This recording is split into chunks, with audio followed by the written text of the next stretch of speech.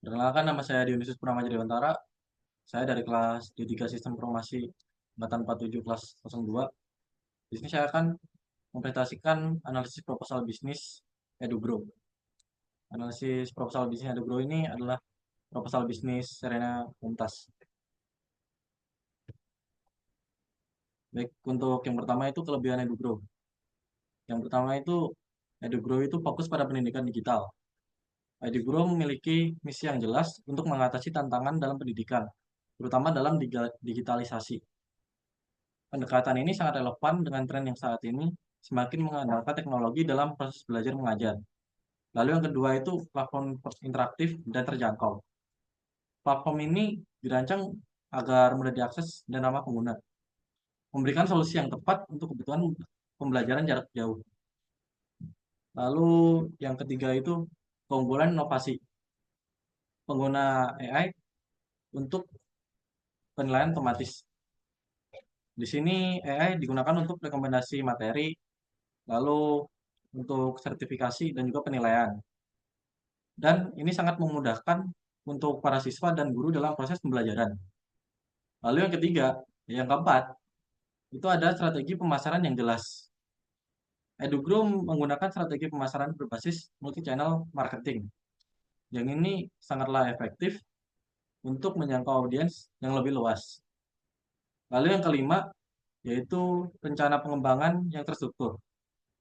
Rencana pengembangan jangka panjang yang menyangkut pengembangan aplikasi mobile dan penyertaan fitur berbasis AI. Yang menunjukkan bahwa EduGrow ini serius dalam memperluas jangkauannya dan meningkatkan pengalaman pengguna. Lalu lanjut ke kekurangan. Di sini kekurangan yang pertama, keterbatasan pembanding dengan kompetitor. Meskipun ada perbandingan dengan beberapa platform seperti Ruang Guru, di situ kurang ada pembahasan mendalam tentang keunggulan kompetitif jangka panjang. Lalu tidak ada analisis lebih lanjut mengenai apa yang membedakan EduGrow dalam hal keberlanjutan atau inovasi dibandingkan dengan kompetitornya. Lalu yang kedua itu ada ketergantungan pada investor. Pendanaan yang masih bergantung pada modal pribadi dan investor bisa menjadi tantangan yang jika tidak ada sumber dana yang stabil. EduGrow perlu mengembangkan sumber pendanaan yang lebih diversifikasi untuk menjamin keberlangsungan bisnis ini. Lalu keterbatas yang terakhir itu pengelolaan operasional. Yang mana ini seperti proyeksi biaya operasional dan pendapatan. Tidak ada penjelasan rinci tentang bagaimana EduGrow mengelola operasional sehari-hari dan bagaimana mereka memastikan kualitas layanannya secara konsisten, terutama dalam skala yang besar. Lalu ada saran dari saya, yaitu yang pertama, peningkatan pesaing EduGrow bisa lebih mendalam, mendalam. Yang mana yang pertama itu peningkatan analisis pesaing. EduGrow bisa lebih memperdalam analisis kompetitor dan menyoroti keunggulan kompetitif. Yang mana ini dengan lebih terperinci dan termasuk fitur-fitur yang akan membedakan mereka dengan platform lain yang ada di pasar. Lalu yang kedua itu disverifikasi pendanaan. Yang ini adalah agar EduGrow bisa mencari sumber daya pendanaan tambahan. Mungkin melalui program kemitraan yang strategis atau crowdfunding untuk mengurangi ketergantungan pada modal pribadi dan investor. Lalu yang ketiga itu fokus scalability.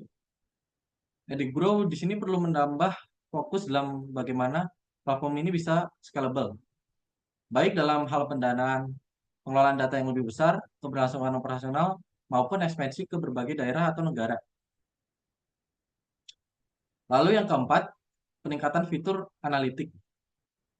Di sini, selain penilaian otomatis berbasis AI, EduGrow bisa mengembangkan fitur analitik lebih lanjut untuk memberikan wawasan lebih mendalam, yang mana ini adalah kemajuan untuk guru dan orang tua terkait kemajuan belajar mahasiswa, serta cara terbaik untuk mendukung mereka.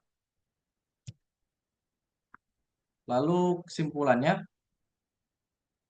EduGrow ini memiliki potensi yang besar. Di sini potensi mereka dapat mengubah pendidikan di Indonesia dengan pendekatan berbasis teknologi. Lalu tantangannya itu ada pembiayaan dan manajemen operasional yang perlu diatasi. Lalu peluang pengembangannya itu penyesuaian seperti pemasaran, pengembangan fitur, lalu inovasinya, dan diversifikasi pendanaannya. Jadi Guru dapat memperkuat posisinya di pasar. Mungkin itu saja dari saya. Sekian, terima kasih. Yang menit nanti ya.